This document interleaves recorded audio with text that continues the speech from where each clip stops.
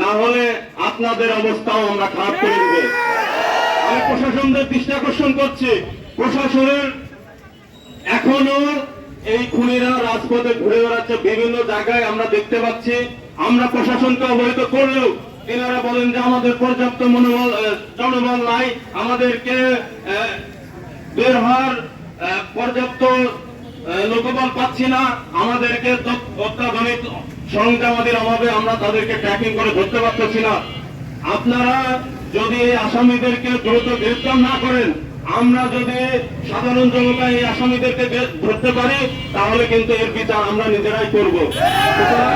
আপনাদেরকে হুঁশিয়ারি করে বলছি, আপনারা দ্রুত এর ব্যবস্থা নেন, না হলে কিন্তু আমরা আগামীতে আরো কঠোর অবস্থানে যাব।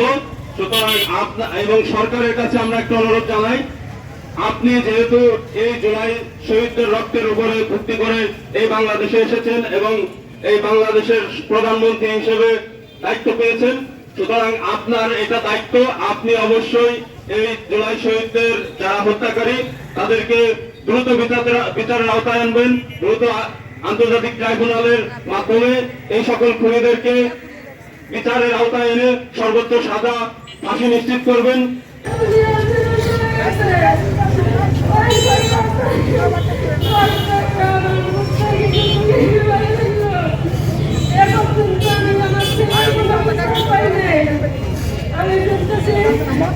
সরকার নাকি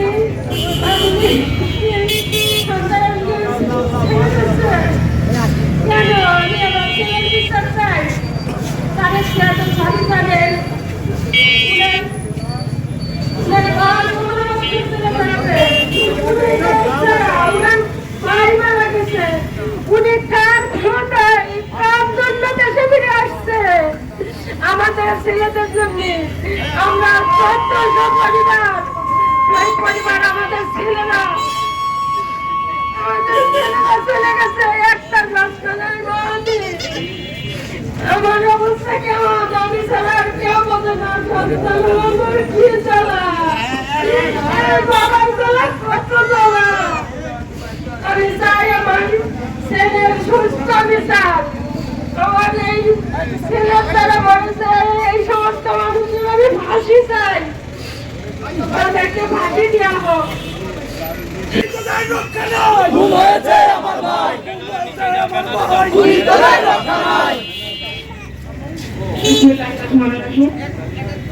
দীর্ঘ 2 বছর পার হয়ে গেল, খুনিরা এখনো বাইরে। দেশের জন্য যারা জীবন দিয়ে গেছে তাদের বিচারে এত লেট হচ্ছে কেন? আমার সরকারের কাছে একটাই দাবি, এত লেট কেন করছে তারা? আর এই খুনিদের জন্য যে সকল দালালেরা টাকার বিনিময়ে বিক্রি হচ্ছে, তাদেরকে ওই চৌরানি চত্বরে উল্টা করে ঝুলিয়ে চামড়াগুলো তুলে ফেলতে হবে। ভবিষ্যতে এমন দুঃসাহস কেউ না দেখায়, জীবন দিয়ে গেছে, যাদের আত্মত্যাগের বিনিময়ে 13 বছর সুযোগ পেয়েছে, তারা যেন দ্বিতীয়বার এত বড় দুঃসাহস না দেখায় যে এই দালালি করে কতদিন খাওয়া যাবে। এই দালালদের একজন লাভি হত্যা হয়েছে,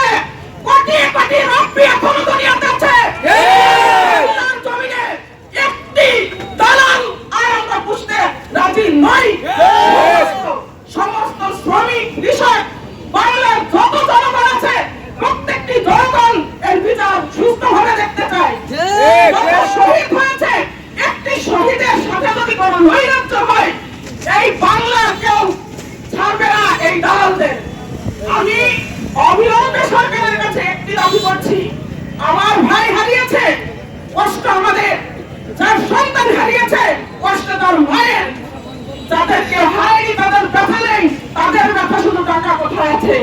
এই কুসংস্কার যারা করে বেড়াচ্ছে এদেরকে ধরে জেলে ভরব, ওই যারা শহীদদের হত্যা করেছে তাদের পাশাপাশি।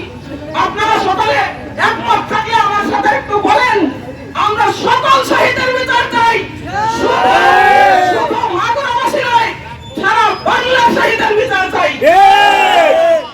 আমার ভাই কবরে, ধনী কেন বাহিরে? আমি আমার বাচ্চা নিয়ে বড় হত্যা বিচার চাইতে আসছি।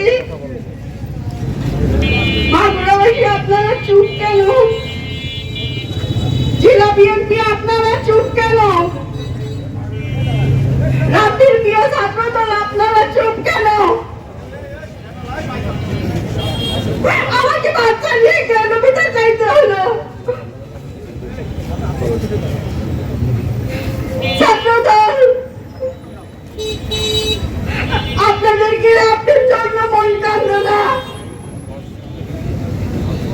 রাতে তো ফিরে আসবে না, অন্তত তার বিচারটা করে দেন।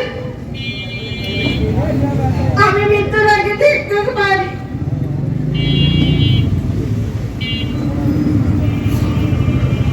নিজেকে কি সান্ত্বনা দেব? তিনি শহীদ হয়েছেন, এইটা ছাড়া তো কিছুই সান্ত্বনা দেওয়ার নেই। আমি কি ভেবে নেব জেলা বিএনপি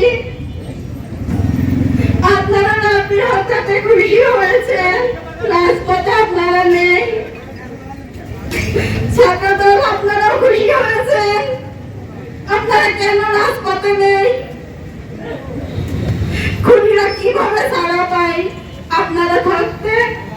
মাগুরাবাসীর কাছে আমার প্রশ্ন, খুনিরা কিভাবে ছাড়া পায়? উকিল মানে বসে বসে যারা ফায়দা লুটছেন রাব্বির রক্তের সাথে বেইমানি করে, তাদেরকে বলতে চাই আওয়ামী লীগ পলাতে পেরেছে, আপনারা পলাতে পারবেন না। আপনাদের অবস্থা মাগুরায় জনতা এমন করবে, আপনাদের মুখ দেখার মতো অবস্থা কেউ রাখবে না।